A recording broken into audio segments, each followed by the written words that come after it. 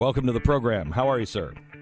Okay, it's Killing England. Killing Lincoln was my Oh, first yeah. Whatever. It's killing somebody. I know those little details. I know. You. I know. Hey, Beck, the Grim Reaper, man, on Manson, huh? Yeah, pretty good, isn't it? You really, Have you followed Charlie? Have you followed the story of the women that adore him? Yes, And I mean, it's crazy. It is crazy. But that people don't understand the power of cults, and that has not been in the news lately. But it's still around. Like the Moonies and the Scientologists and the cult following. The Democrats, the Republicans. There you go. They get these vulnerable human beings, mostly damaged, mostly with terrible childhoods and no emotional ties to anyone, and they love bomb them and they put them into circumstances where they do horrible things, or they're manipulated to go out and make money or whatever it may be. But that's what Manson did. And, a lot of people don't even know the man's name under 40 and how heinous he was and what a terrible time that was in America, that crazy hippie, anything goes era of 3 or 4 years where it was just totally out of control. Bill, I did a monologue yesterday on TV about, the last two mass shootings. The last two mass shootings, one in California and one here in Texas. Both of the people had serious mental health problems. Right. Both of them had outstanding charges of spousal abuse or domestic abuse of some sort. Both weren't qualified to have guns, and in both cases, either the Air Force or the state of California didn't follow through and make sure that they didn't have guns. If you look at the mass shootings in America, 57% of those guys have domestic abuse in their background, and nobody's talking about this. We have a serious. I did, and I got hammered by I keep calling it the far left, but I think it's the fanatical left or the hateful left. That might be good. I said, Beck, just along the lines of what you're putting out, that this is the price of our freedom, in the sense that in the Reagan years, the ACLU came in and made it almost impossible for authorities to isolate dangerous people. No matter how crazy you are, all you got to do is go to any big city and sit there and watch. Go to Penn Station, New York City, and watch. Oh, yeah. Psychotic people walking around, talking to themselves, punching walls, menacing strangers, and the cops can't do a thing. Nothing. Because the ACLU came in the 80s and said, these people have rights. You can't incarcerate them. You can't even bring them into Bellevue for observation unless they do something that is against the law. I mean, it always gets down, though, to these things to where, I want to be able to put people who are seriously disturbed and make sure that they are getting medicine and treatment. However, if you look at what we opened up and what, the state of mental institutions were in the 70s and beyond, they were frightening places. You could just more in those places, that's for sure. But you have to basically say, the American people have to say, and they're going to have to make a decision soon. All right? I mean, what we're doing now on BillO'Reilly.com, and you're doing something similar on The Blaze, is basically we're telling people, you have to take your country back. Yeah. You do. I can't be Glenn Beck and Bill O'Reilly. We can provide information and we can provide venues, but you have to do it. And, people understand that other people can be dangerous. But if I call the police today and I say my neighbor is screaming and yelling and maybe hitting his kid and acting in a way that's dangerous, in my opinion, police can't do anything. They can't do anything unless there's a complaint sworn out or they witness something. And so that when these people go out and then they want to get a gun, it's easy for them to get a gun. And even if it were harder, they'd still get the gun if they wanted it. So people ought to know where we are and that these things are going to continue to occur, these mass shootings and violence, because we are a free society, and this is what we have decided that we're not going to take action against any individual unless he or she commits a crime, period. Bill, isn't that, I don't know, a needed condition to have authorities? I don't believe it is, Stu. So you're taking them into condition because you think they might be distasteful or erratic? No, that's not what I'm saying. If there's evidence, all right, that a person is acting in a way that is dangerous to the public health. In the case, let me ask you. Let me clarify this. I'm specifically talking about in Texas and the shooter in California. Correct. The families were begging. And that's what I'm trying to tell Stu. So maybe you can tell Stu. You'll be the interpreter to Stu. I'm trying to tell Well, Stu. it's not exactly what it's not exactly what you said. Yeah, what you said was you can't. So now you're sticking up for Stu? I play both sides, brother. I play all sides. Gee. I don't know. I'm a little worried about the government having power to decipher what they think is questionable behavior and bring me in for it. It's not the government. It's the local precincts. What are they? In a local town like the Texas town, Sutherland, okay, if you know that there's a guy who's menacing people and has guns, then the authorities should be able to go in and bring him in for psychiatric observation for a couple of days.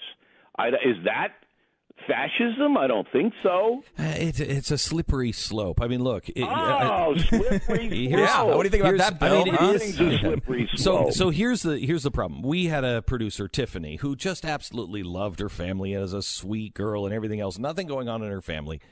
Her son broke his collarbone or something. Something happened, and there was a bone broken.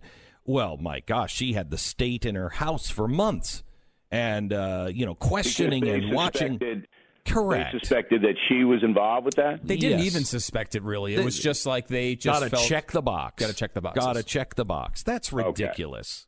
Okay. All right. And if Tiffany had a good family lawyer, the family lawyer could have prevented that. Unfortunately, in our society, we all have to protect ourselves with family lawyers and everything else because it's a dangerous place. It's a dangerous society now.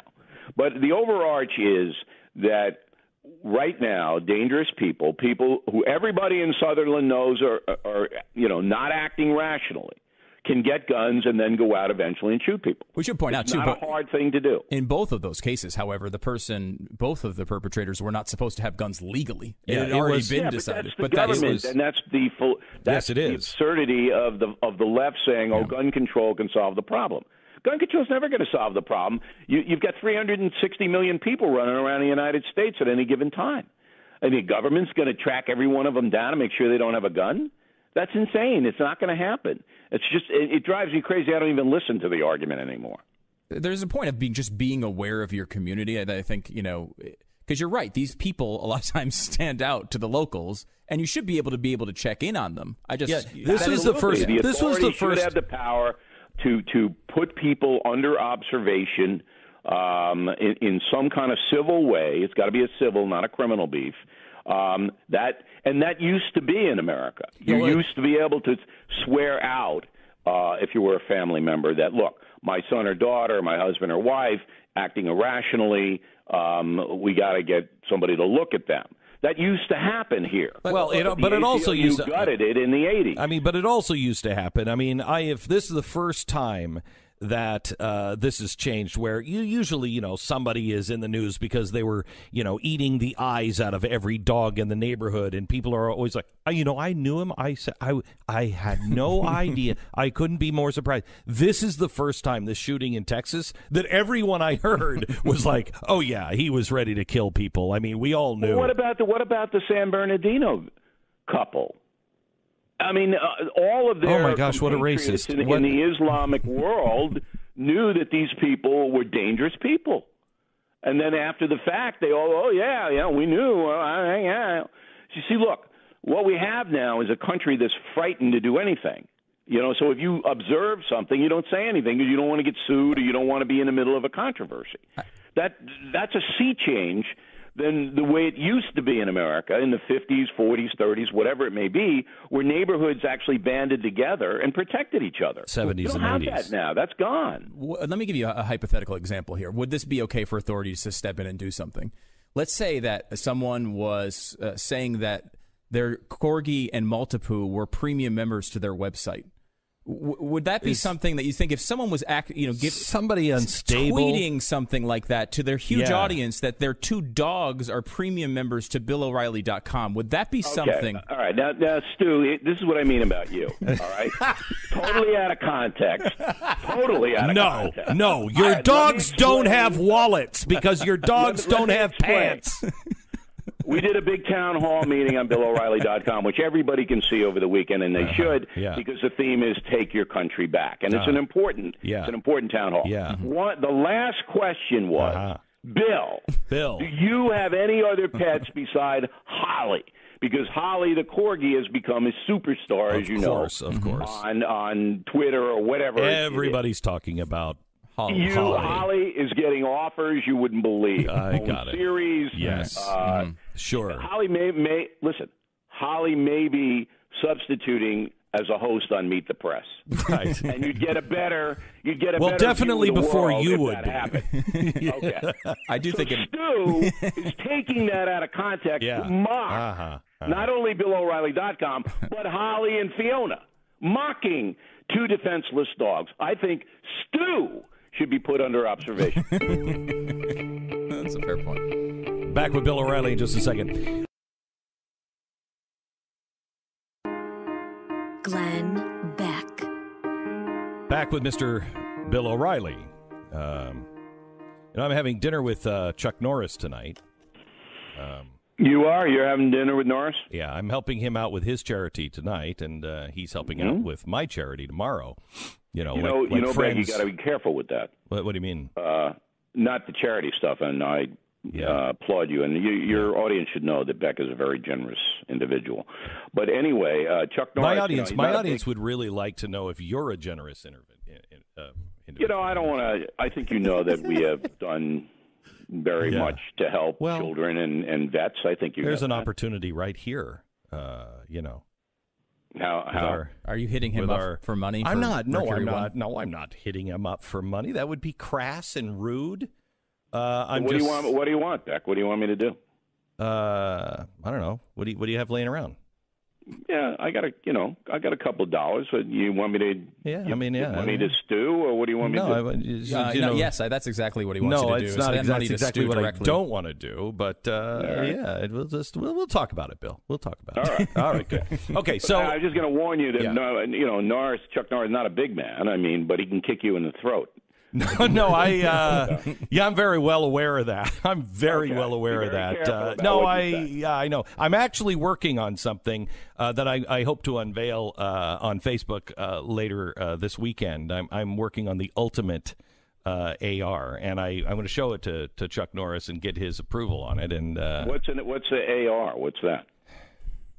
An AR rifle. Listen to the guy from Long Island. Oh, a rifle. Yeah, an AR. An AR. Like an AR-15.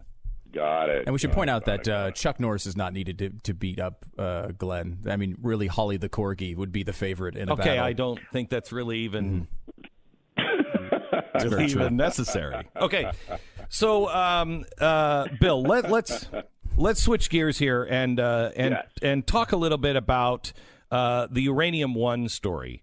The Uranium One story is being dismissed by the left as, a hoax, and it's just anti-Clinton. And the way it's being approached by some, it does seem to be just about Clinton. This is a huge story that really is not only about the Clintons, but about the FBI and what the FBI knew and why they are gagging really important witnesses.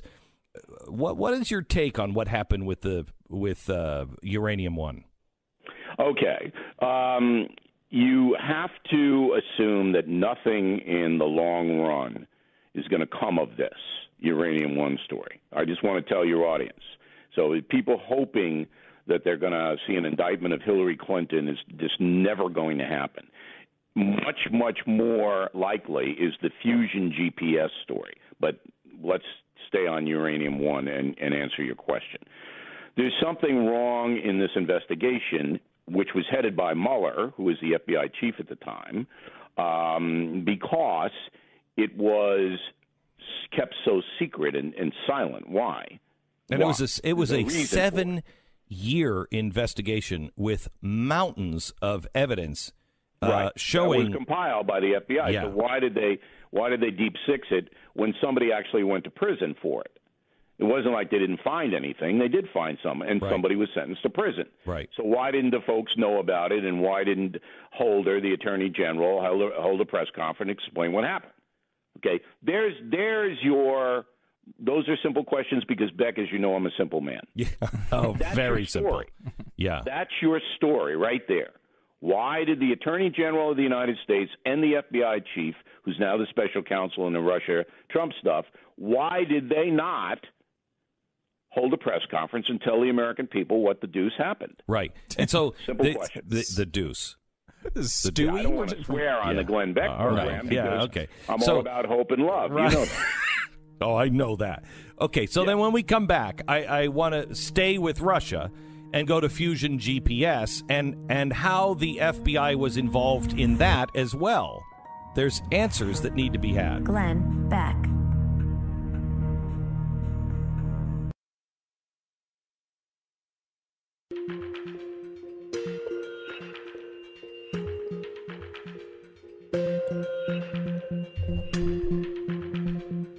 This is the Glenn Beck Program. With Bill O'Reilly from BillO'Reilly.com and his new book, Killing England, which is out now and great for the holidays. Bill, let me switch gears to Russia and Fusion GPS. And my concern on all of these stories, and I feel like I'm pretty alone on this. You and I think, agree on it.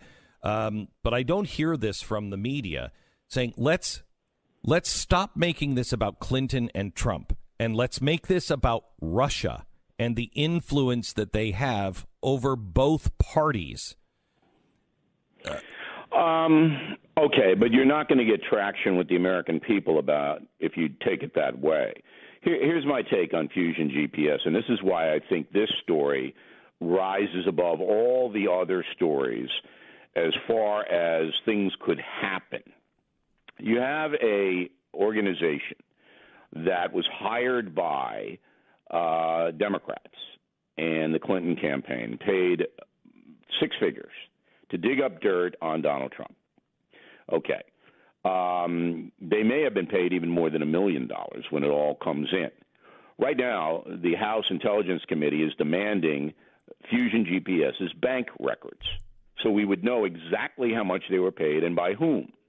But the Clinton campaign's already admitted they kicked more than $100,000 to these people, and other Democratic entities did as well. And one Republican entity, the Washington Beacon, all right? But they got out early.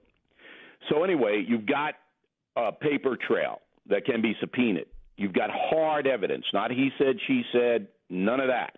Hard evidence. Now, the co-founder of Fusion GPS testified this week in front of the House Intel Committee in a closed-door session. About 35 seconds after the session was over, one of the Republican members of the House Intel Committee called Fox News and spilled everything, which is what happens, okay? And apparently this guy took the dirt that some English guy uncovered, which has turned out to be, there we go. Is that Holly or is that Fiona? Is that Fiona or Holly? That's Holly. Fiona doesn't bark. Okay, good. Glad for you silenced your dog's voice. You've said why did they disagree? Did Fiona disagree with you? Is that why you silenced her? Fiona's racked out. She's out. She's taking her 3-hour nap. Anyway. All right. So anyway, look. The guy who's in charge of Fusion GPS takes the dirt that's given to him, doesn't check it out, tells the committee, I didn't check out any of it. I just handed it to the media. BuzzFeed, who puts it out there. All right. This is the worst. This is the lowest. This is garbage. This should be a crime. Certainly defamation. All right? But if you're a public figure in this country, you can't sue for defamation. So anyway, this can actually be proven that this was an intrusion in our election. And therefore, people might be able to go to jail here. So that's why I'm saying this scandal. And then you go to Hillary Clinton. Well, what'd you know about this? Well, I didn't know anything about it. Are you telling me that your reelection campaign kicked 100,000 over to this crew and you didn't know it? Come on. So that's why I'm saying this is the big story. So what is the difference between, and I say this as somebody who is targeting the media and also Hillary Clinton on this, but it can be played the other way as well. What is the difference between Hillary Clinton going out and accepting information that I believe they knew was coming from Russian sources? I mean, that, the Christopher Steele, who was the, MI5 guy, right. Said it was from Russia, his Russian sources. So they knew. It was from Russia. Correct. So they knew they were purchasing it. What is the difference between that and Donald Trump Jr. trying to get information? Oh, come on. Come no, on. I don't see anybody failure. is going to say, if you're running a political campaign and somebody says to you, I got dirt on your opponent, meet me here, you're going to send somebody to meet him there. But that doesn't mean you're going to pay, and you're not going to check anything out. Like this Fusion outfit got all this money and check anything out. And they just put it out. Look, Beck, anybody, any human being running for office now can be defamed by bogus, made-up crap. I know that goes out to the internet. I know that. And I mean that is a threat to our republic. But I think I agree with you. But the other threat is the Russians were playing both sides. Yeah, you say and the both Russians, of them. though. We don't know exactly who gave Fusion GPS the bogus dirt. So, and I don't think we'll ever know that because we don't have subpoena power in Russia. That makes the case against Trump stronger because we know exactly who that was, and one of them used to be the chief of the KGB disinformation service for disrupting political campaigns around the world. You're gonna look. I'm not trying to defend anybody here. Okay. If there's hard evidence that Donald Trump and his campaign chieftains, entered into some alliance with Russia to smear Hillary Clinton and the Democratic Party, let's see it. Yeah. So may I suggest word of the day: chieftains? Chieftains. Love it. Thank you. And that's an Irish kind of rock group, pop rock group. The Chieftains, very good. Anybody? They roll through your town? No. Nope. No, not going. Nope. What ethnicity are you, Beck? Beck is kind of like a nothing thing. Are you? Where are you? Well, I'm just sorry to tell this Irishman I'm German. Oh. Yeah. Yeah. So you're a German, Beck? It's like I should have known that. Beck's beer. German. Yeah. I'm German, and luckily all my people were over here. Every single Beck I think left. Let me just say, in Killing England, and this is another brilliant segue for a plug.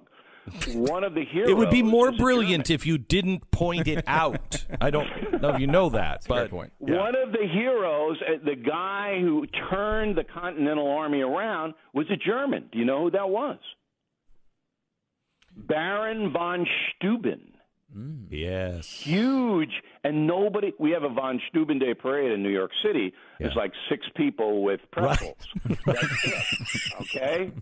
But this guy, he came over from Germany, Prussia, and he whipped the Continental Army into shape. Washington didn't like him. Yeah. And the guy was thrown out of Europe because he was gay. Von Steuben was thrown out of the Prussian army. He had nowhere to go, so he came over here and became a huge hero. So wait a minute. Did our founders did they know that, Bill? I mean, yeah, they knew it, but holy they were desperate. Cow. Benjamin they were Franklin was desperate. the guy who got von Steuben on the boat to come over. Everybody knew von Steuben was thrown out of Europe because he was, it was like what's going on now, and everybody knew it. but the guy was a brilliant commander, and Washington didn't want him at Valley Forge, but had to take him. And if you read Killing England, Beck, you would know all this. Wow. All right? Wow.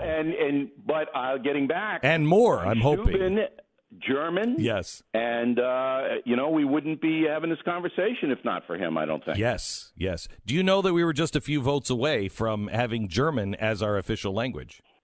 I did not know that. Yeah. Did you know, if you would have read one of my books, you would have known that.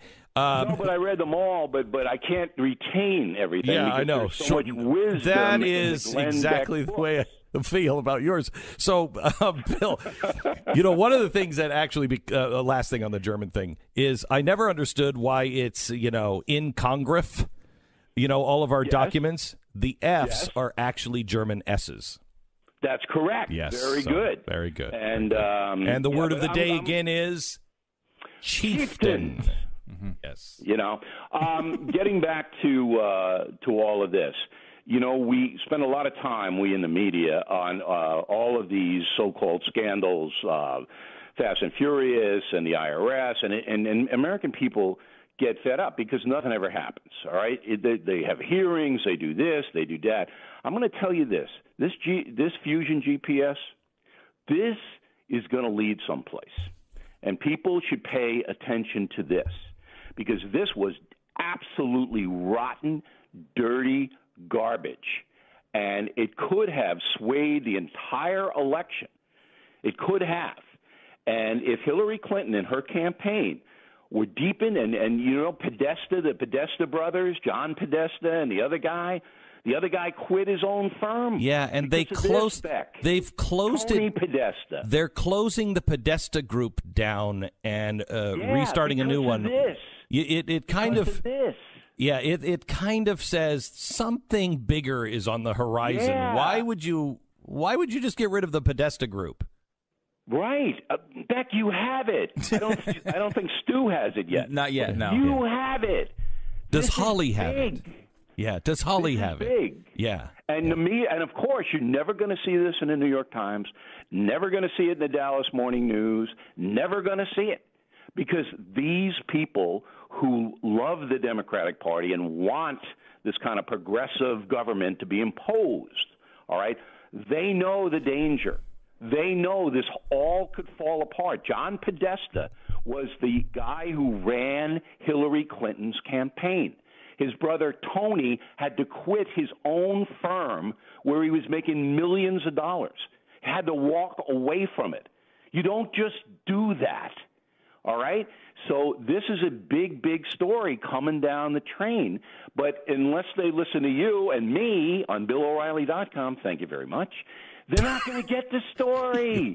You're not going to hear about it. All right. Bill, it's always a pleasure to talk to you on Fridays. Beck, next week we got Thanksgiving. You around next week? I am not around next week. I was wondering though. I was thinking about going to a big family gathering, and a lot of people don't necessarily, enjoy my brand of politics. Oh, that's impossible. I know, and I was thinking that can't be true. I was wondering if I could rent you out and just have you show show up. Where are we going? Yeah, just have you show up at the dinner table.